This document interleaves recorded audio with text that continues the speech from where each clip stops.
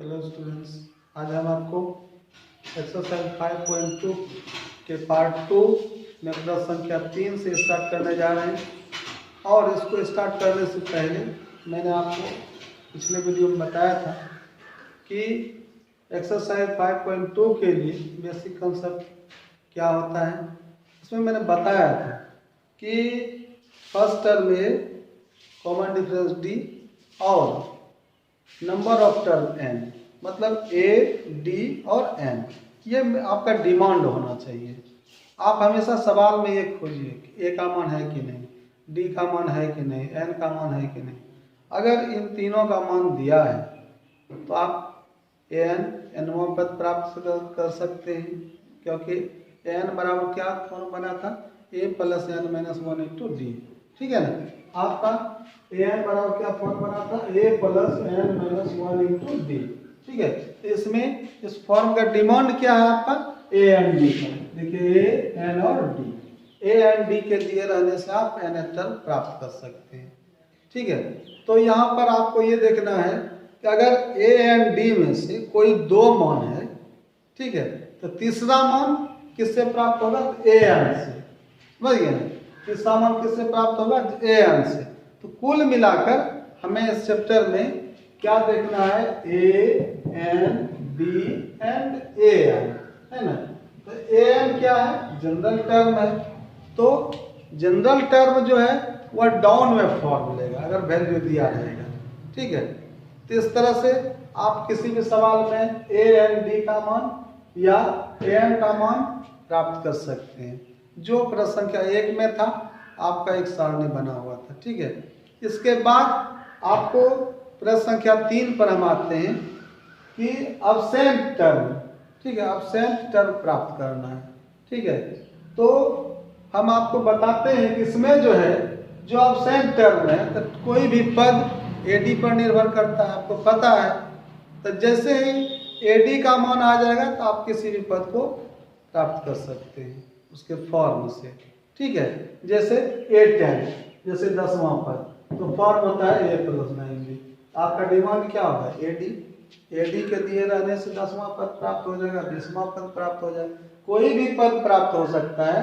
और general term जो होता है एन, जो टर्म होगा वह ए एंड बी के मान से प्राप्त होता है।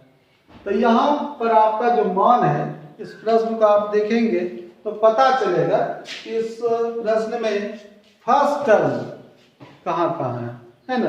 तो जिस सवाल में फर्स्ट टर्म दिया है वो सवाल आसान हो जाएगा, और जिस सवाल में फर्स्ट टर्म नहीं है तो सवाल क्या होगा, समीकरण में चला जाएगा। ठीक है, थोड़ा सा लॉन्ग होगा। तो जिस सवाल में फर्स्ट टर्म है, आप देखिए फर्स्ट रोमन 1 में है, फर्स्ट टर्म 2 है। रोमन 3 का सवाल देखिए, फर्स्ट टर्म 5 है। रोमन 4 का सवाल देखिए, फर्स्ट टर्म -4 है। और फर्स्ट टर्म के दिए रहने से, ठीक है, आपका सवाल आसान हो जाता है, क्योंकि ए का मान मालूम है तो ओनली आपको डी चाहिए। और इसके बाद जो भी दिया है फर्स्ट टर्म छोड़ करके, तो इसमें कॉमन डिफरेंस नहीं देगा, ना तो नंबर ऑफ टर्म देगा। तो इसमें जो है, जो पद दिया है उसी पद का फॉर्म डाउन आएगा। जैसे यहाँ पर हमें कोई 5वां पद दिया गया है, ठीक है, 5वां पद 50, तो फॉर्म आपका क्या हो जाता है, a + 4d = 50। अगर a का मान रखते हैं तो d का मान प्राप्त हो जाता है। तो यही स्थिति इस सब सवाल के साथ है कि जिस सवाल में फर्स्ट टर्म मालूम है, उस सवाल में फर्स्ट टर्म के अतिरिक्त अन्य कोई पद दिए रहने से कॉमन डिफरेंस डी का मान प्राप्त हो जाता है। ठीक है, और जब ए डी का मान प्राप्त हो जाता है तो हमारा कोई भी अब्सेंट पद आसानी से प्राप्त हो जाता है। अतः हम लोग चलते हैं प्रश्न संख्या 1 में। आपका जो सवाल है, फर्स्ट टर्म दिया गया है। ठीक है, फर्स्ट टर्म में आपका क्या है, 2 है। हम रोमन 1 में लिख सकते हैं कि हियर a = 2।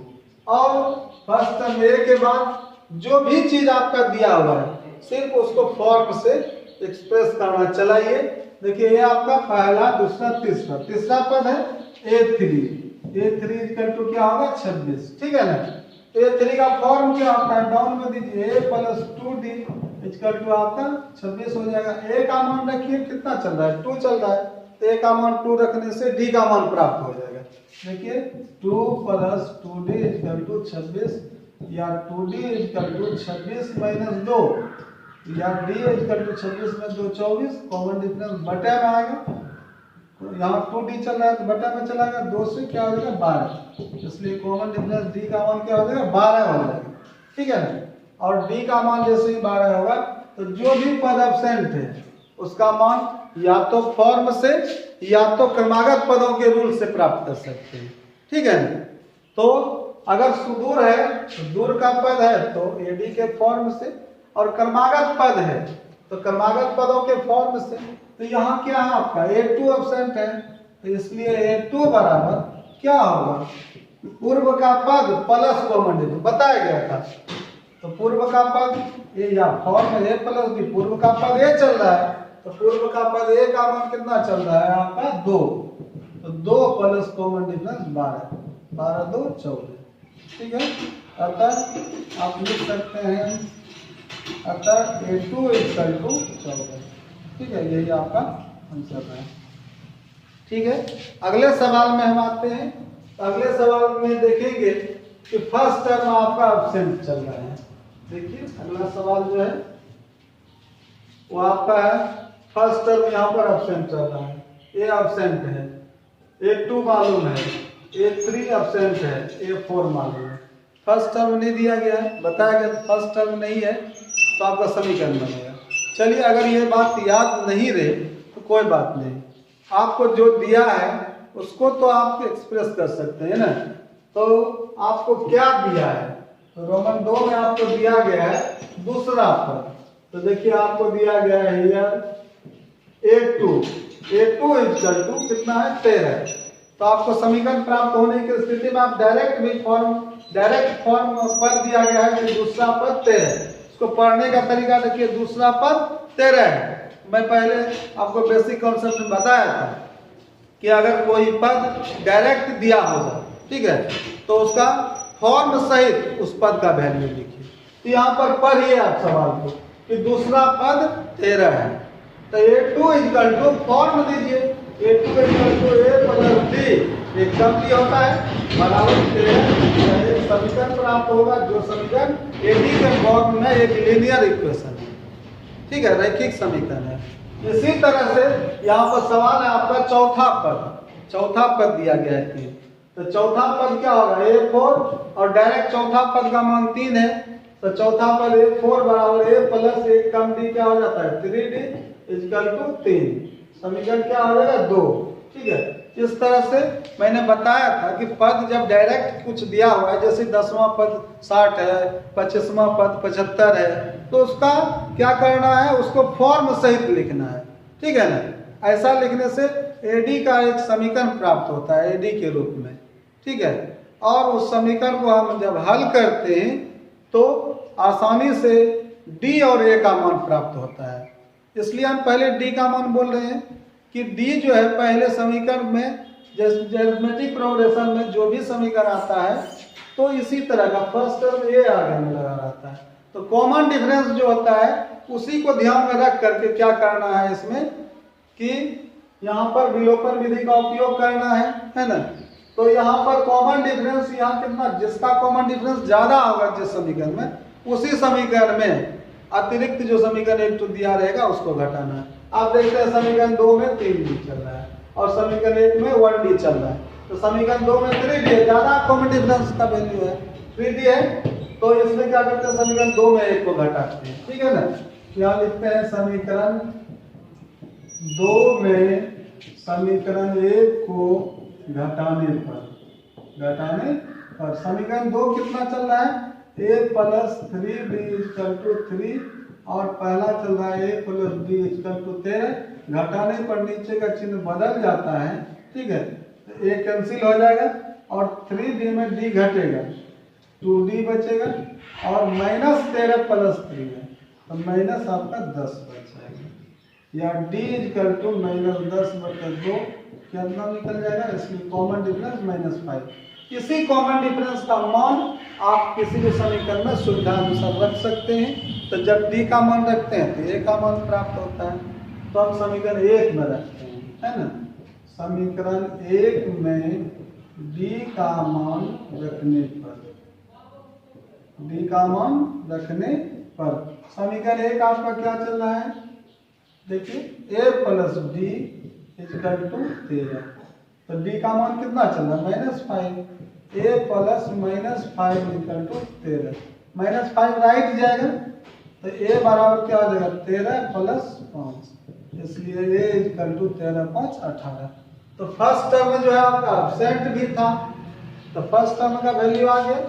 इसके बाद फर्स्ट टर्म में एब्सेंट था आ गया, इसके बाद क्या एब्सेंट है, अब आपके पास ए डी दोनों है। देखिए ए भी मालूम है, डी भी मालूम है ना। ए डी के मान से तो हम किसी भी पद को प्राप्त कर सकते हैं, क्रमागत हो या सुडोल हो, है कि नहीं। तो यहाँ तो क्रमागत है, ए1 क्लियर हो गया, तो ए3 चाहिए, है ना। एंड ए3 बराबर क्या हो जाएगा, तो यहाँ आप ए2 प्लस डी, क्रमागत के लिए क्या होता है, ए3 बराबर बताइए ए2 प्लस डी होता है।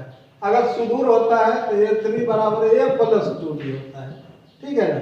जब पूर्व का पद मालूम है तो पूर्व का पद प्लस कॉमन डिफरेंस। तो यहाँ देखिए पूर्व का पद क्या है, इसके लिए 13, तो ए2 बराबर क्या हो जाएगा 13 और प्लस कॉमन डिफरेंस बताया गया।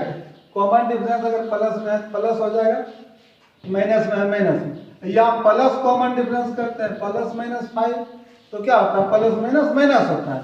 हम डायरेक्ट भी बैठा सकते हैं 13 - 5, ठीक है ना। तो 13 - 5 बराबर क्या हो जाएगा आपका 8, ठीक है। इस तरह से फर्स्ट टर्म कितना निकल गया 18 और तीसरा पद क्या हो गया 8। हम लिख सकते हैं अतः ए बराबर 18 और ए3 बराबर आपका 8, ठीक है। ये आपका आंसर होगा। तो आपने क्या देखा इस सवाल में, इसमें आपने देखा कि जिस समीकरण में फर्स्ट टर्म है वो आसान है, जिस समीकरण जिस प्रोग्रेशन में फर्स्ट टर्म है वो आपका आसान है, और जिस प्रोग्रेशन में फर्स्ट टर्म नहीं है तो जो टर्म है उसका सब उसके फॉर्म को रखने से समीकरण प्राप्त होता है, और उस समीकरण को हल करने से एडी का मान आता है। जब एडी का मान आ जाता है तो हम पद जो एब्सेंट पद है उसको ज्ञात कर लेते हैं, ठीक है। इसी तरह हम अगला सवाल देखते हैं। तीसरा सवाल है आपका रोमन 3 में देखिए आपका सवाल जो है फर्स्ट टर्म दिया गया है, पहला पद दिया गया है, ठीक है। यहाँ देखिए पहला पद आपका क्या है 5 है ना। सेकेंड टर्म दूसरा पद ए2 एब्सेंट है, ए3 एब्सेंट है, ए4 मालूम है। तो बताया गया था जब फर्स्ट टर्म दिया गया तो आसान है सवाल, है ना। तो फर्स्ट टर्म ए का मान हो गया रोमन 3 में आपका हम लिख सकते हैं वी है ए लिखते हैं, है ना। ए इक्वल टू 5, फर्स्ट टर्म 5 है, और क्या दिया है ये देखिए। तो चौथा पद है a4 and a4 equal to 9/1/2। a4 का फॉर्म होगा, a4 का फॉर्म क्या हो जाएगा, तो देखिए a प्लस 3b होगा इक्वल टू क्या होगा 9/1/2, ठीक है। इसके बाद a का मान आप रखते हैं, a का मान कितना रखेंगे 5, तो d का मान आ जाएगा। a का मान कितना रखता है 5 प्लस 3d इक्वल टू 9×18 19/2, ठीक है। अब 5 राइट में जाएगा, हल करेंगे इसको तो 3d बचेगा लेफ्ट में 19/2 - 5, या 3d इक्वल टू ये क्या हो जाएगा बताएगा सॉल्यूशन देख लीजिए। 5 × 10 19 - 10 कितना बचेगा 9/2, ठीक है। या d बराबर क्या हो जाएगा 9/2, ये मल्टीप्लाई है तो ये क्या हो जाएगा यहाँ भाग में आएगा डिवाइड में, तो हो जाएगा गुना 3 है तो बटे में हो जाएगा गुना 3 हो जाएगा, बटे में आएगा तो ये 3 × 9, तो कॉमन डिफरेंस d का मान आपका आ जाता है 3/2, ठीक है। अब 3/2 आ गया तो आपको यहाँ पर, ठीक है, इस पर आप रख सकते हैं। यहाँ पर एब्सेंट टर्म क्या है आपका दूसरा a2 है और a3, ठीक है। इसलिए a2 बराबर क्या होगा, a2 किस पर डिपेंड होगा, क्रमागत चल रहा है। फर्स्ट टर्म में इसका क्या है 5 के साथ कॉमन डिफरेंस का रिलेशन दे देना, प्लस है प्लस माइनस, तो कॉमन डिफरेंस प्लस चल रहा है, ठीक है ना। तो यहाँ पर क्या करना है 5 प्लस 3/2 कितना हो गया 5 गुना 10 3 13 13/2 ठीक है 13/2 हो गया ये। तो 13/2 को हम अगर हम पूर्णांक में लाते हैं तो आपका क्या हो जाता है 6 पूर्णांक 1/2 ठीक है ये हो जाता है 6 पूर्णांक 1/2। इसके बाद आपका टर्म क्या है अगला भी एब्सेंट है A3 बराबर क्या होगा A2 का वैल्यू क्या है 13/2 चल रहा है तो 13/2 प्लस कितना चल रहा है 3/2 तो 2 एलसीएम 2 हो जाएगा 13 3 16 16/2 कट करके आपका क्या हो जाएगा 8 ठीक है तो ये दोनों ऑप्शन टर्म आपका ठीक है। इस तरह से आपका ये सवाल हो गया रोमन 3। रोमन 4 में ठीक है रोमन 4 में जो आपका सवाल है वो इस प्रकार है कि फर्स्ट टर्म जो है आपका दिया हुआ है ठीक है तो फिर वही सवाल है फर्स्ट टर्म दिया है तो इसका मतलब ए दिया हुआ है फिर अन्य टर्म जो है उसका फॉर्म होगा फॉर्म होने से क्या हो जाएगा उसका फॉर्म पर ए का मान रखेंगे तो कॉमन डिफरेंस डी आ जाएगा और डी ए और डी के रहने से आप अन्य पद क्रमागत पद को और तो आसानी से प्राप्त कर सकते हैं ठीक है। तो रोमन 4 में आपका है कि लिख सकते हैं ये है हमारे पास a = -4 है ठीक है।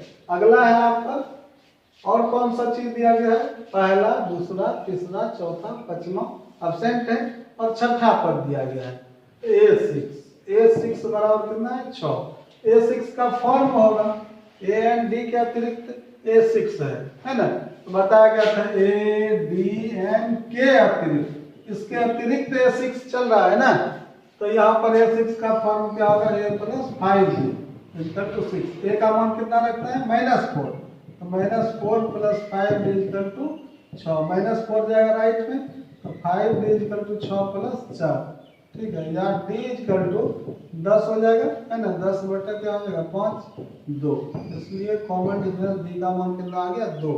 ये अब हमारे पास कौन सा टर्म है A2 A3 A4 A5 है ना एब्सेंट है A2 = क्या है A1 का मान कितना चल रहा है -4 और कॉमन डिफरेंस +2 समझ पा गए -4 पूर्व का पद है और कॉमन डिफरेंस बताया गया था प्लस में कॉमन डिफरेंस होता है लेकिन अगर कॉमन डिफरेंस अगर माइनस में भी आ जाए तो माइनस में भी लिख सकते हैं क्योंकि प्लस माइनस क्या हो जाता है माइनस ठीक है तो यहाँ -2 बचेगा A3 तो ये 3 A2 पर डिपेंड करेगा -2 और कॉमन डिफरेंस कितना चल रहा है +2 ये 0 हो जाएगा A4 भी एब्सेंट है तो 0 प्लस कॉमन डिफरेंस 2 है 0 + 2 2 हो जाएगा। इसके बाद आपका दूसरा तीसरा चौथा पांचवा भी चाहिए A5 A4 पर डिपेंड करेगा 2 प्लस कॉमन डिफरेंस कितना चल रहा है 2 तो 2 + 2 क्या हो जाएगा 4 इस तरह से ये सब आपका एब्सेंट टर्म प्राप्त हो गया ठीक है। इसी तरह से आपका रोमन 5 का भी सवाल है रोमन 5 के सवाल में आपका फर्स्ट टर्म एब्सेंट है ठीक है। रोमन 5 का जो सवाल है उसमें आपका पहला पद फर्स्ट टर्म A का मान एब्सेंट है इसका मतलब जो भी पद दिया होगा उससे उसके फॉर्म देंगे तो उससे एक समीकरण प्राप्त होगा और समीकरण को हम हल करेंगे तो D का मान प्राप्त होगा ठीक है। तो यहाँ पर हमारे पास कौन सा पद है फर्स्ट टर्म को छोड़ करके भी है हमारे पास कौन सा पद है दूसरा तीसरा ऑप्शन चौथा ऑप्शन पांचवा ऑप्शन और छठा दूसरा और छठा तो पढ़िए दूसरा पद 38 है तो डायरेक्ट है 38 पद का मान है तो बताया गया था डायरेक्ट अगर पद है पद का मान डायरेक्ट है तो उस फॉर्म से ही चलेगा। दूसरा पद A2 फॉर्म A + D = 38 समीकरण A समझ में आ रहा है। फिर पढ़िए सवाल को छठा पद -22 है तो छठा पद A6 बराबर फॉर्म होगा A + 5D = -22 समीकरण 2 कॉमन डिफरेंस किसका ज्यादा चल रहा है कॉमन डिफरेंस मल्टीप्लाई 5D ज्यादा है तो 5D में 1D घटेगा समीकरण 2 में 1 को घटाने पर यहाँ लिखते हैं समीकरण 2 में समीकरण 1 को घटाने पर ठीक है। तो समीकरण 2 कितना चल रहा है A + 5D = -22 समीकरण 1 कितना चल रहा है A + D = 38 ठीक है घटाने पर नीचे का चिन्ह बदल जाएगा, तो ये कैंसिल हो जाएगा, 5d में 1d घटेगा, 4d बचेगा, और माइनस दोनों नेगेटिव जुटेगा, और 2 10 3 2 5 1 6, या d बराबर -60/4, 15 चौके 60, इसलिए कॉमन डिफरेंस d बराबर -15। ठीक है, अब इस d का मान कहाँ रखेंगे? समीकरण 1 में। तो d का मान रखने से क्या प्राप्त हो जाएगा? a प्राप्त हो जाएगा। ठीक है ना, तो यहाँ लिखते हैं समीकरण 1 में d का मान रखने पर, 1 में d का मान रखने पर, समीकरण 1 कितना है? a + d = 38, d का मान -15, या a + -15 = 38, तो प्लस माइनस माइनस हो जाएगा, a - 15 बराबर 38। हम डायरेक्ट राइट में -15 को भेज सकते थे। ठीक है, तो यहाँ a का मान जो है 38 + 15, इसलिए a = 38 15 कितना हो जाएगा? 8 5 13 3 1 4 1 5, 53 प्राप्त हुआ। फर्स्ट टर्म आपका हो गया 53। ठीक है, फर्स्ट टर्म कितना हो गया? 53। यहाँ एब्सेंट भी था, तो a का मान एब्सेंट था, तो ये प्राप्त हो गया। चलिए दूसरा मालूम है, तीसरा टर्म मालूम नहीं है, a3। तो a3 जो है a2 पर डिपेंड करेगा। यहाँ प्रश्न देखिए, a2 में आपका क्या चल रहा है? 38 के साथ कॉमन डिफरेंस है ना, 38 प्लस कॉमन डिफरेंस होता है, लेकिन मैंने बताया कि प्लस लिख करके फिर माइनस कॉमन डिफरेंस देंगे, प्लस माइनस माइनस हो जाएगा, तो डायरेक्ट भी हम दे सकते हैं। 38 - 15, 38 में 15 घटेगा तो आपका क्या हो जाएगा? 8 में 5 जाए 3, 3 में 1 जाए 2। ठीक है, तो ये आपका 23 हो जाएगा। a3 के बाद a4 एब्सेंट है, a4 = 23 और कॉमन डिफरेंस -15 चल रहा है। ठीक है ना, 23 - 15 आपका हो जाएगा 8। ठीक है, 8 के बाद a4 हो गया आपका, a5 भी एब्सेंट है, a5 जो है वो आपका क्या हो जाएगा? a5 = 8 - 15 = -7। इस तरह से यहाँ से आपका आंसर हो जाएगा टोटल, कि फर्स्ट टर्म a का जो मान है वो आपका 53 है, और एब्सेंट जो पद है बाकी a3 a4 और a5 वो मान 23 8 और -8। ठीक है, आज के वीडियो में बस इतना ही।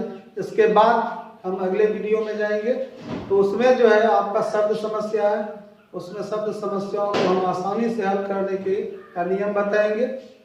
चलिए आज बस इतना ही।